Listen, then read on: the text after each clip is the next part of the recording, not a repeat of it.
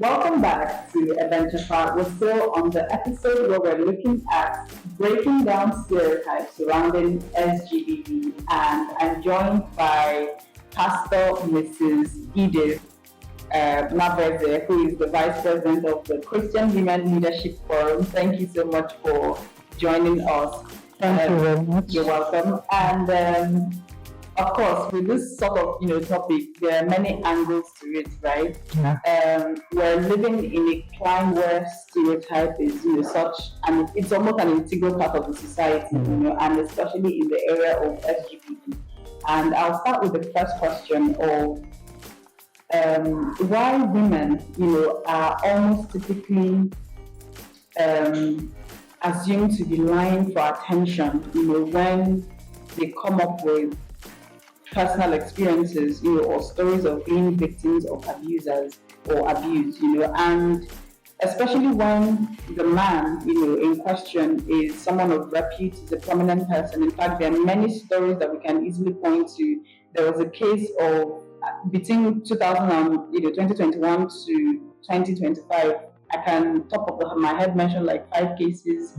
There was Amber Heard and Johnny Depp, partners in the United States, and many people were saying that the woman was simply out to tarnish the career of the man. Even Jean Carroll and President Donald Trump, we saw how that verdict went. And back to Nigeria also, there is, the case of the lady, Bukola Dakolo, if I remember correctly, who accused I think the Koza pastor, Pastor Biodun Patoyinbo, at the time, and people were like, "No, this has happened years ago. Why are you coming up with this story now? There has to be an ulterior motive to it. You want to either tarnish the image of this man, or you're looking for something for yourself in it, So, and in fact, the most recent case would be the one between Senator Natasha and Senate President Akwabi. There was still that account, that narrative that this one is looking for something and what she's saying is not true. So I want to ask you, how do you see that stereotype, that assumption that when women come up with stories like this, there's some ulterior motive to it and she's almost fundamentally lying? Okay. People always like to find excuses for their actions. Yeah.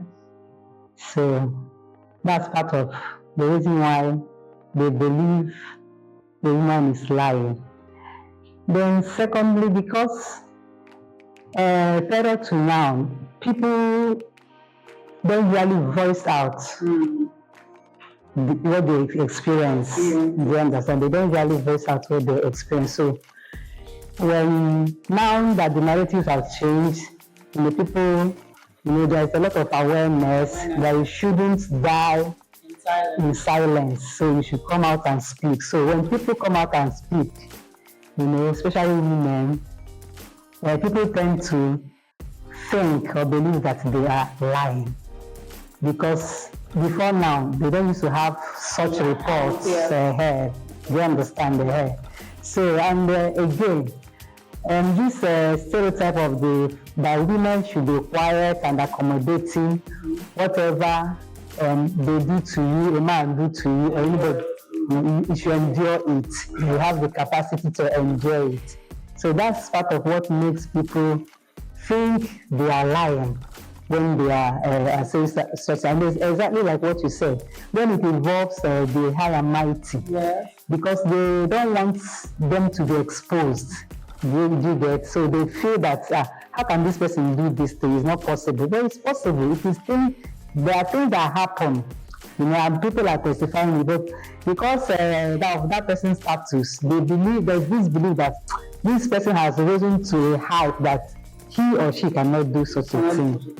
So these are some. Yes, I do agree with you. But before we get back to this, let's look at our vox pop. As always, we go out to the streets and ask people their thoughts on issues like this. So we take a clip from our vox pop and return to delve into the issue more deeply.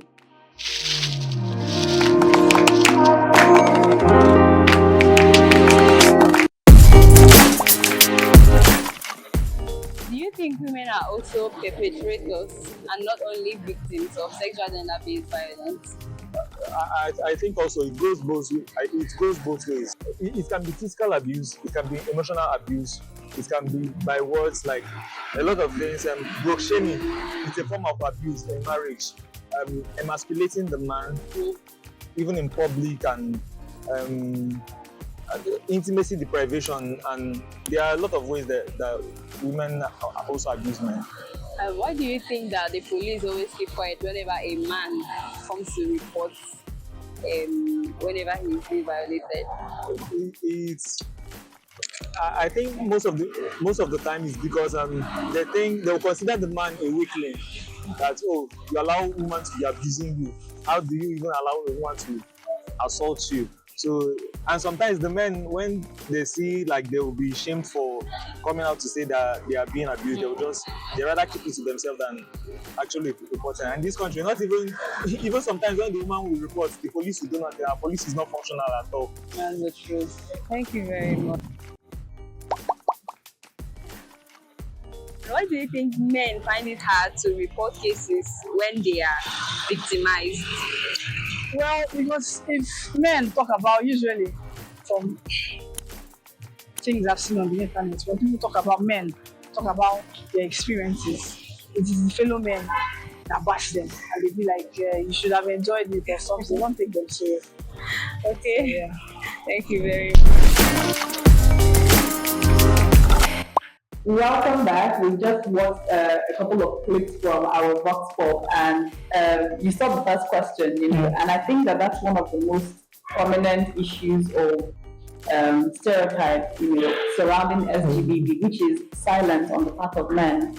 And that silence, as the man said, the young man, in the clip, as he said, it's often because society would not believe you, and that's a stereotype. When men in particular come out to say that, oh, they were victims of maybe rape or even physical abuse, the first response might even be doubt. How can a woman beat you? Like, are you kidding me right now? Yeah. So what do you think about that?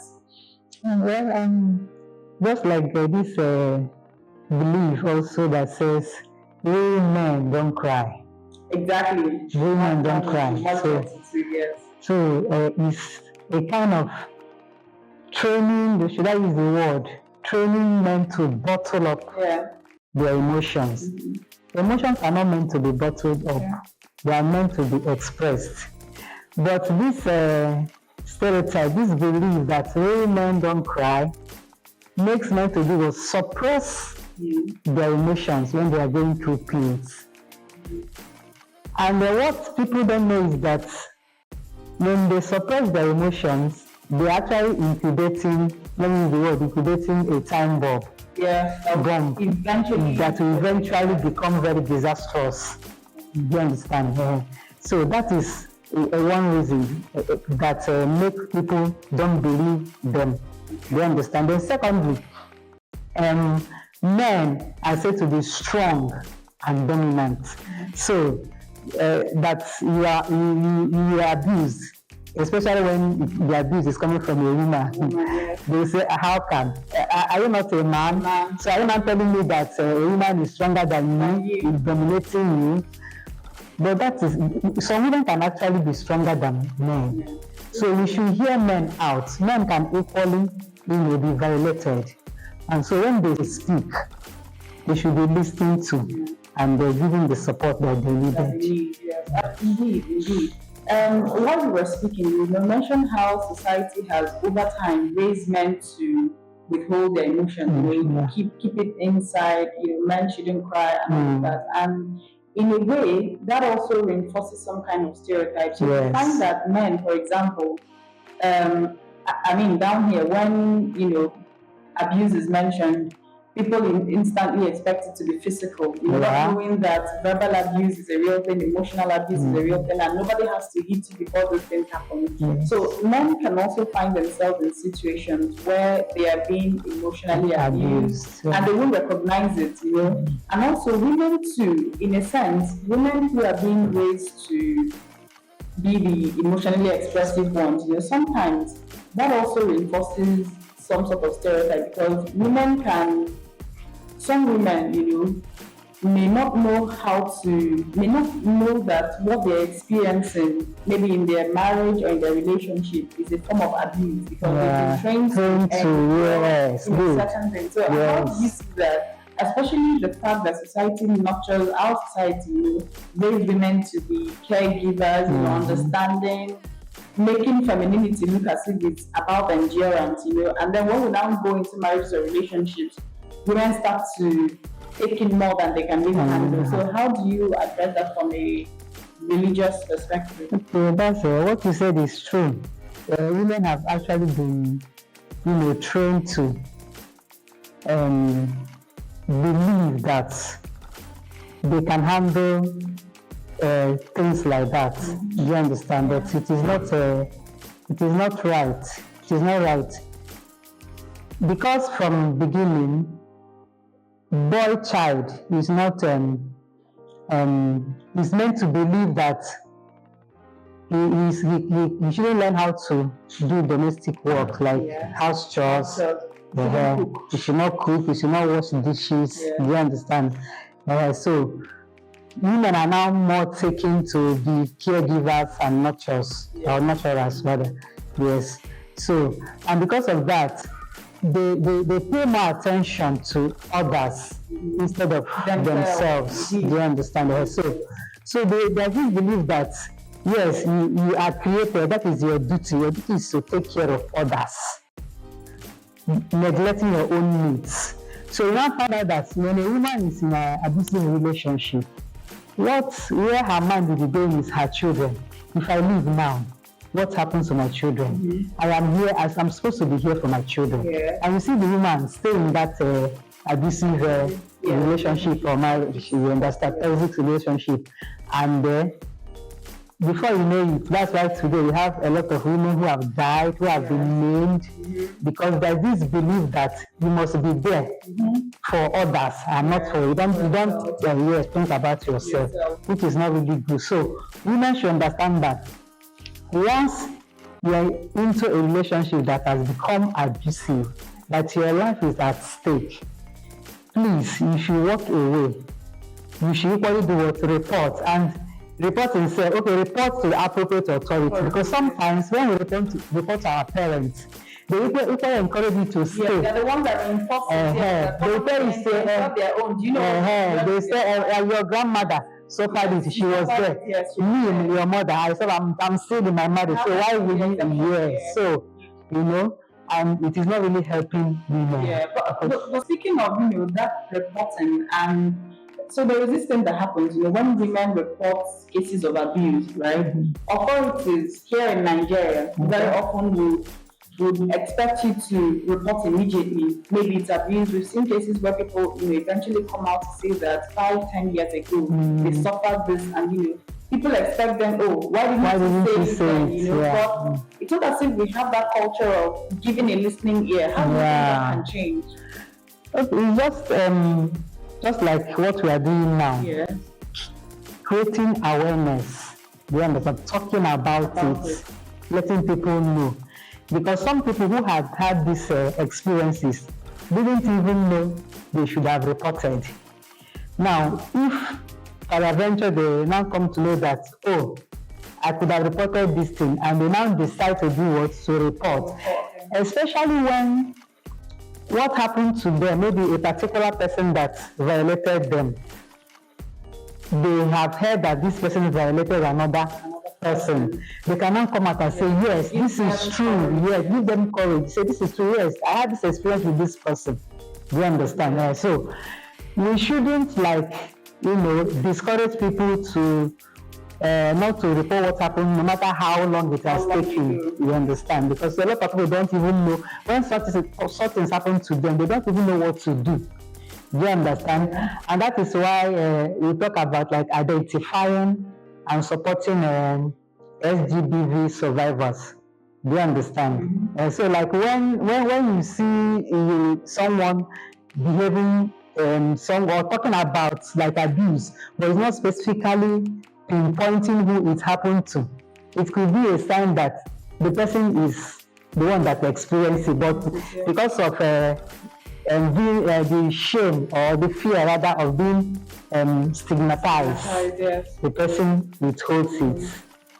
So gender abuse may not be reported immediately. Yes, like some people will want it because maybe they don't know they should do it or how they can go about it until maybe they come across someone who will help them, report their matter. Report to the appropriate Yes. authorities. So let's wrap up with the question of how in our time here, when we talk about SGBV, the assumption is that it's a woman's matter, it's an abuse against a particular gender, right? And this also informs how even the authorities take the cases of men who report abuse. In fact, I once listened to this conversation where a man, was saying about how he reported to the police that his wife was beating him, and in the station they were laughing, laughing and walked out on him. They did not believe. So they didn't believe him, and it was, it's such an unfortunate thing because this person is someone that his life might even be at risk. So how do we begin to address that as society? Okay, we should let people know that women are not only the victims, men are, boys are too. Yeah. Yes. So when anybody comes to report, we should give, or the authority should give ears. They should hear them out and support them because men actually go through abuse. Like you rightly said before, it may not be physical, it can be emotional. There are some women, when they open their mouth, by the time they finish talking to you, you even feel it will be better for you that you were beaten. Yes, so that's emotional abuse. And they can equally get that abuse not only from women, they can equally get it from their fellow men. Yes. Do you understand? So, women are not the only victim of gender-based violence. Men are also abused. They have survivors, so people should listen to them. Yes, and give them, accord them the necessary support or assistance they need. Yes. So you mentioned, survivors, and this is also a crucial aspect of, the SGB conversation, managing survivors, and knowing that men can also be survivors, likewise women. What's the approach? What do you recommend, that society does, the church as a religious institution and all religious institutions in general?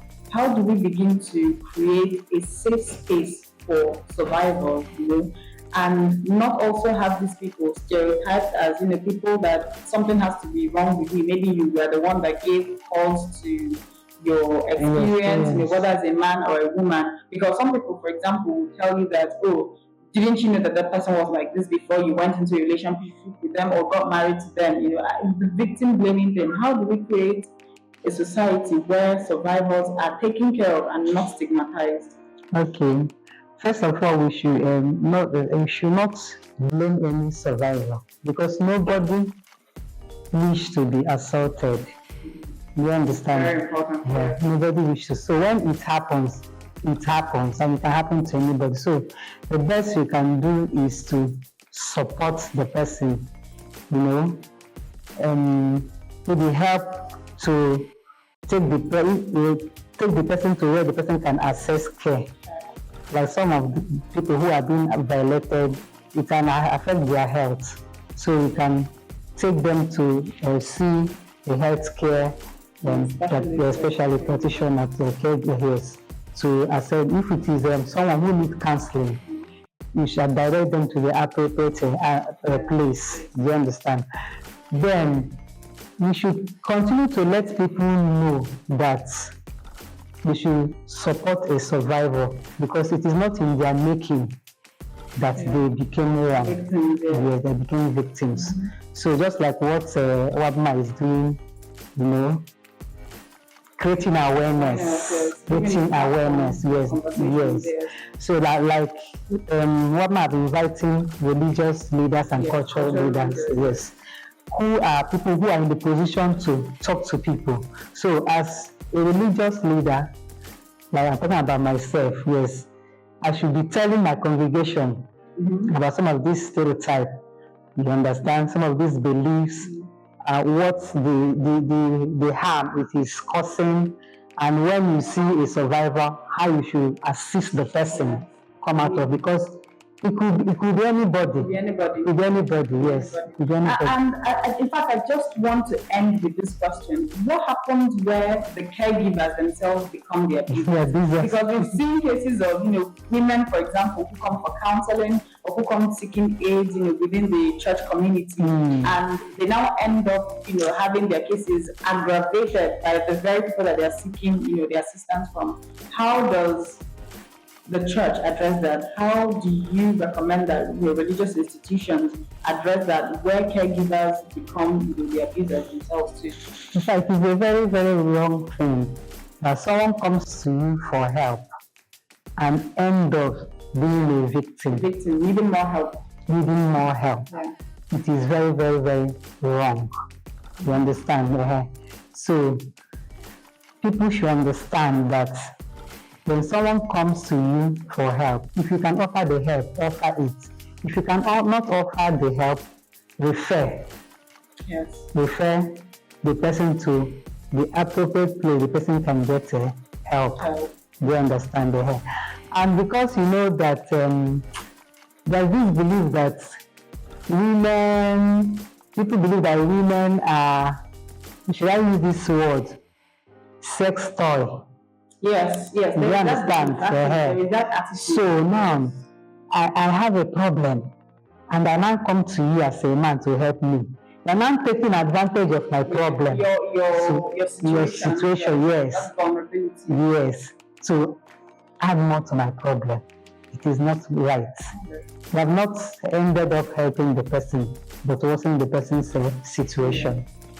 Indeed. Thank you so much, Pastor Edith Nwabueze, Vice President of the Christian Women's Leadership Forum. It's been such a pleasure having you on this conversation. Thank you, and we hope to have you on future editions. Thank you. Thank you so much. And we have come to the end of this edition of our Ebenchekwa podcast, a safe space where we have conversations that matter on SGBV, amplifying the voices of leaders of faith and culture, zeroing in on what they are doing in their respective industries to end this menace of SGBV.